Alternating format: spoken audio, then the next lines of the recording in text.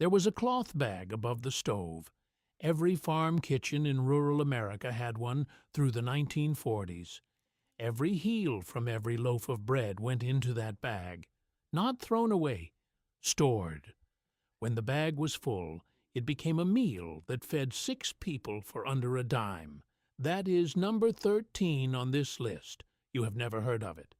Number 3 is a single cut of meat she turned into 4 separate meals across 4 days. And number 17 was pulled from home economics textbooks by 1952 and never returned, not because it stopped working, but because in October 1954, a single company decided your grandmother's kitchen was an obstacle to their profit margin. These recipes were not forgotten. They were replaced. There is a difference. And by the time this list reaches number 1, you will understand exactly who made that decision and why. If nobody taught you this, hit like and subscribe. Somebody should have. Number 25, lard biscuits with pot liquor gravy. 4 cents a batch. She was up before the sun, hands working cold lard into flour without a recipe card, because there was no recipe card. The knowledge lived in her palms. Pot liquor, the dark liquid left after greens had cooked down for hours, became the gravy. Nothing left the kitchen. Nothing was ever thrown away. The modern version sits on a brunch menu at $14 and uses ingredients she would not have recognized. She made it for 4 cents every morning, without thinking about it. Number 24, cornmeal mush with salt pork cracklins. The cast iron was gray in the winter morning light. The smell of rendering salt pork fat reached every room before anyone came downstairs. 3 cents a serving. It kept a working body genuinely full until noon, not comfortable full, in the way only dense food achieves. Today, the same dish is served as artisan polenta at $11 a bowl, with imported ingredients she never owned. She did not call it artisan. She called it breakfast, number 23. Dried bean soup with ham hock, 7 cents. 8 servings. 8 hours of low heat on a stove already burning anyway. USDA wartime nutrition records confirmed dried legumes were the single most efficient protein source available to civilian households during the war years. A comparable can of soup today costs $4.99 and contains 34 ingredients, half preservatives. She used 6. The ham hock cost nothing extra. It was what remained after everything else had already been used. Number 22, cracker hash. No cookbook listed this. No culinary school taught it. A specific number of crackers, a specific skillet temperature, a timing she measured not with a clock, but with the sound the pan made. It existed in kitchens across the rural Midwest for one reason. It worked. It filled plates. It cost almost nothing. It required no trip to any store. That is the only credential it ever needed. Number 21, fried salt pork with milk gravy. This dish disappeared almost entirely between 1955 and 1965. Not because families stopped being hungry, because the pork processing industry began pushing lean cuts in the early post-war years, and fat became the enemy in every advertisement that ran between 1952 and 1962. Wartime rationing records show salt pork in nearly every rural household pantry as late as 1949. A decade later, it was gone from most of them. The fat was not the problem. The margin on lean cuts was better. That is the entire story. Number 20, cornbread crumbled in buttermilk. You ate this standing at the kitchen counter at dusk. The buttermilk was cold. The cornbread was left from noon. Nobody called it a meal. It was just what you did when the day was ending and there was still work left, and you needed something real to get through it. The same combination now appears in Southern heritage cookbooks sold for $45. She never owned a cookbook. She never needed one. Number 19. Forgotten wilted lettuce salad with bacon drippings. It had no name in most households. It was emotion. Hot bacon drippings hitting cold garden lettuce, the leaves collapsing immediately into something soft and sharp and smoky at once. Passed from mother to daughter without words, just demonstration. Watch, now you know. After 1950, bottled dressing appeared on every rural grocery shelf, and this technique became invisible within a single generation. Not lost, replaced. There is a difference. Number 18. Stewed tomatoes over toasted bread, 6 cents. A family of 5.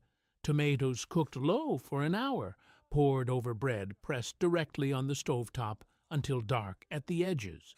Steam rising from a shallow bowl on a table with no tablecloth.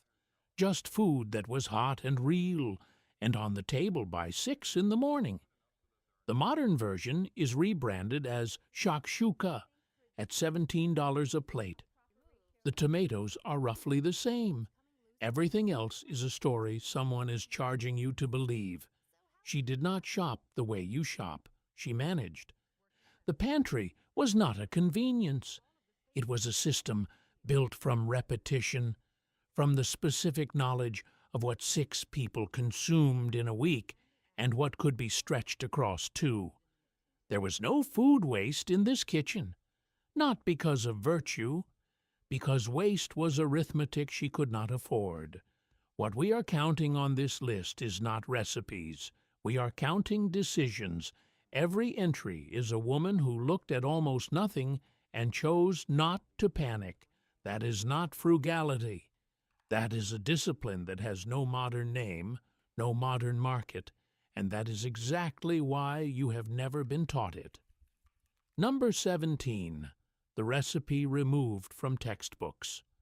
A home economics textbook series across 14 states included this dish in every edition, from 1938 through 1947. By 1952, it was gone. Not revised, not replaced, simply absent. The stated reason was curriculum modernization. The actual reason was that the dish required no purchased ingredients beyond what a rural household already had, and the post-war food industry had no margin in a recipe that cost nothing to make. They called it outdated. They meant unprofitable. She called it Tuesday Lunch, number 16, apple butter, from bruised windfall, apples free. The fruit came from the ground beneath the tree, bruised, unmarketable, invisible to any commercial calculation, cooked low for hours with cinnamon until it turned the specific deep brown that meant it was ready, stirred without stopping, because stopping meant scorching, and scorching meant waste. What a modern farmer writes off as loss, she preserved in jars that lasted through February. The knowledge of when it was done lived in the color and the smell, and not in a thermometer, in her. Number 15. Potato soup with bacon grease, roux thick, heavy with starch. The specific gray white of a potato soup made without cream, built on a roux of bacon grease and flour that deepened as it cooked and thickened as it cooled. No garnish, no finishing oil, no fresh herb pressed into the surface for a photograph. Just soup in a bowl on a table where people were hungry. The same dish now appears on gastropub menus as loaded potato bisque at $12 a bowl, topped with ingredients she would have recognized as the entire meal. She made the soup. The toppings were what was left over. Nobody charged extra for what was left over. Number 14. Vinegar pie. 2 tablespoons apple cider vinegar, 3/4 cup sugar, standard pie crust, 350 degrees for 40 minutes. Firm at the edge, trembling at the center. That is the complete recipe. This pie disappeared almost entirely when refined sugar became cheap and widely available after 1948, not because it was inferior, but because it was no longer necessary. It was born from scarcity. Once the scarcity ended, the market for it ended with it. Nobody replaced it with something better. They replaced it with something that required purchasing. A dish born from having nothing has no commercial future. That is a different kind of loss than forgetting. Number 13. Bread heel stuffing casserole. This is the dish from the opening. There was a cloth bag above the stove. You knew it was full when it stopped swinging. Every heel from every loaf went into that bag, not thrown, stored, until there were enough to matter. Then broth, whatever vegetables remained, whatever fat was in the pan, and an oven that had no temperature dial she trusted anyway, because she had used it 10,000 times. No name, no recipe card, a technique absorbed through watching until the watching became knowing. She knew by the smell when it was done, not the timer, the smell. Number 12, dandelion green salad with hot bacon dressing. USDA wartime nutrition pamphlets specifically recommended foraged greens as supplement to ration diets. She did not read the pamphlets. She already knew. The dandelions came up in April before anything else in the ground, and they were free, and they were there, and that was the complete argument for using them. The same greens are now sold at specialty grocers for $5.99 a bunch, marketed as a superfood recently discovered by nutritional science. Well, she discovered them because they grew in the yard. No research required, no purchase required, just the knowledge of what was already there. Number 11. Corn pone cakes. You made these before school. The cast iron was already hot because your mother had been awake for 2 hours before you came downstairs. 3 cents a batch. A modern artisan corn cake at a weekend farmer's market costs $4 each. She made a dozen before 7 in the morning and did not consider it remarkable. Remarkable was a word for things that were rare. This was not rare. This was Tuesday. The cast iron was always hot. The corn pone was always ready. That was simply what mornings were. Number 10. Chicken foot broth. In 1952, the USDA formally reclassified chicken feet as agricultural byproduct, unfit for the consumer market. Not because they lacked nutritional value, because they could not be packaged, branded, or sold at a margin that served the post-war food industry. The broth they produce is clear and dense with collagen, the specific smell of deep bone, cooked for 6 hours in plain water with nothing added. She made it from what the processor discarded. The processor called it waste because waste was what they needed it to be. It was not waste, it was medicine. The label was a business decision, not a nutritional one. The word resourceful was not in her vocabulary. She did not need it. Resourcefulness implies that scarcity is an exception, a temporary condition requiring a creative response. For her, it was the condition itself. She knew how long a ham hock lasted. She knew which greens came up first in April. She knew that an egg used in a cake on Monday was an egg not available for breakfast on Tuesday, and she made that calculation without writing it down, without an app, without a system anyone had named. We use the word resourceful the way people who have never been genuinely hungry use it, as a compliment, as something admirable, as a quality you develop through intention. She did not develop it, she inherited it, and somewhere between 1955 and 1975 that inheritance was interrupted, not by accident, by design. Number 9. fatback, and greens with pot liquor cornbread dip. The pot liquor was a specific color, dark, almost opaque, the color of the greens themselves, after 3 hours of slow cooking with fatback. The bitterness of collards cut by rendered fat. The way cornbread pressed against the side of the bowl absorbs liquid at the edges until the border between bread and broth disappears. 90% of households that made this dish had no written recipe for it. It existed entirely in muscle memory, in the motion of tearing greens, in the knowledge of when the pot liquor had reduced far enough. That knowledge is gone from most kitchens now. Not misplaced somewhere, it can be recovered. Gone. Number 8. Mock apple pie with Ritz cracker. Filling 2 cups crushed Ritz crackers, 2 cups water, 2 cups sugar, 2 teaspoons cream of tartar, 1 teaspoon cinnamon. Standard crust, 425 degrees for 30 minutes. The result was indistinguishable from apple pie to a child who had not tasted a real apple in 3 months. This recipe appeared on Ritz cracker boxes from 1934 through the late 1980s, then quietly removed once apple prices fell low enough that the deception was no longer necessary. She did not call it deception. She called it Thursday dessert. She fooled her children completely. They were not complaining. Number 7. The 38-cent beef stretch stew. This is the dish from the opening of this video. The exact breakdown: soup bone 8 cents, 2 potatoes 4 cents, 1 onion 3 cents, dried beans 6 cents, salt pork scraps 9 cents, water, pepper, thyme. 6 children fed. His plate kept warm on the back of the stove in case a letter arrived saying he was coming home.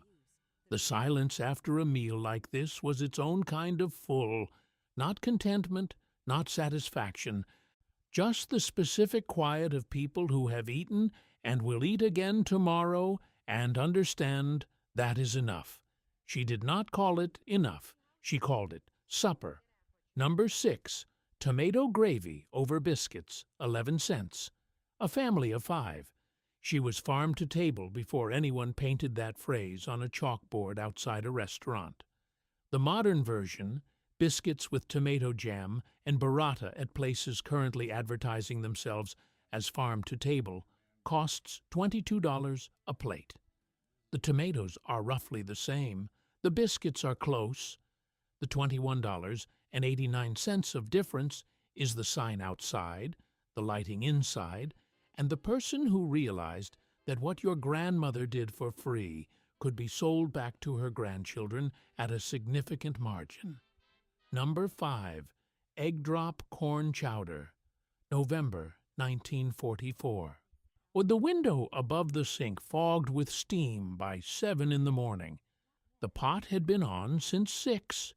Egg threads dropped into corn broth, the specific yellow against pale gold, the way they set instantly in the heat and held their shape. 9 cents a pot. This dish appeared in home economics textbooks across 19 states between 1939 and 1951. The last edition to include it was printed in 1953. The next edition replaced it with a recipe built around canned cream of corn soup, which cost 4 times as much and came from a factory in New Jersey. The replacement was not better. It was more profitable for someone who had no seat at her table. Number 4. Cold coffee cake with lard frosting in 1954. Procter & Gamble launched an advertising campaign targeting lard specifically, positioning it as unhealthy, old-fashioned, the cooking fat of women who did not know better. Internal marketing documents, later declassified, show the campaign was designed to capture market share for Crisco, not to reflect emerging nutritional science. The science arrived later, shaped in large part by the same financial interests that funded the campaign in the first place. Lard frosting disappeared from American kitchens within a single decade, not because it tasted worse, not because anyone proved it was harmful. The advertising budget was larger than the truth. That is the entire explanation. The real cost of these recipes was not 38 cents. It was attention, time, the willingness to stand at a stove and know what you were doing and why, without a screen telling you the next step, without a service delivering the pre-measured ingredients, without a subscription to something that charged you twice what the food was worth and called it convenience. What replaced these recipes was not better food. It was a better margin for someone else. She did not have a meal kit. She did not have an app. She had a cast-iron pan, a root cellar, a cloth bag of bread heels above the stove, and knowledge that was inherited, unwritten, and unrepeatable. Ask yourself what that knowledge was worth. Then ask yourself who decided it had no value. Then ask yourself why you were never taught it in any school, any class, any curriculum that has existed in this country in the last 70 years. Number 3. Sunday. Pot roast stretched into 4 meals. 1 cut of chuck, 30 cents. Sunday. Pot roast with root vegetables pulled from the cellar that morning. Or Monday. Hash from the leftover meat and potatoes, pressed flat in the same cast iron until the edges crisped. Tuesday. Bone broth soup from whatever remained on the bones, stretched with dried beans and whatever the garden had left. Wednesday. Cold meat sandwiches on bread she had baked herself on Tuesday morning. 4 meals, 7 people. 30 cents plus what was already in the pantry. A comparable weekly meal prep delivery service today costs $140. She did not call it meal prep. She did not call it anything. She called it the week. It was just the week. Number 2. Depression cake, no eggs, no butter, no milk, wacky cake. Crazy cake. It appeared in home economics curricula across 22 states and in church recipe collections from Maine to Mississippi. The chemistry was not improvisation. It was applied science performed by women with no laboratory, no degree, and no formal training of any kind. Vinegar reacting with baking soda as the leavening agent, oil replacing butter, water replacing milk, in a kitchen where the oven temperature was estimated by holding your hand near the open door and counting. The batter looked wrong at every stage until the moment it did not. It came out of the oven smelling like cake. It tasted like cake. It was cake, built from nothing by women who understood chemistry better than they were ever given credit for understanding anything. Number 1, the everyday bread, 5 cents a loaf flour, water, salt, lard, yeast saved from the last batch in a small jar kept in the coolest corner of the kitchen. She made this every Tuesday and every Friday without exception for 30 years. You could set a clock by it. The smell reached the road before the loaf was out of the oven. The recipe was not written anywhere. It was not in a book, not on a card, not recorded in any form that survived her. It lived in her hands, in the specific pressure of knowing when the dough had been worked enough, in the hollow sound of a finished loaf knocked on its bottom, in the way the crust looked when the color was exactly right. A comparable artisan loaf at a modern bakery costs between $9 and $14. She made it for 5 cents, every Tuesday, every Friday, for 30 years. Nobody called her a baker. Nobody called her anything. She just made the bread, and the bread was there. And that was the whole point. Pick one recipe from this list. Not the easiest one. The one that requires you to buy nothing you do not already have, or almost nothing. Make it this week. Use her amounts. Use her method. Do not substitute. Do not modernize. Then come back to the comments and tell what it cost you. Not in dollars, in time, in attention, in whether it tasted like something real. She fed 6 people for 38 cents. The question is not how. The question is what we decided that was worth. If your grandmother knew even one of these, hit like and let us know in the comments which recipe you are making first. If this list surprised you, the next video will stop you completely. Click the screen right now.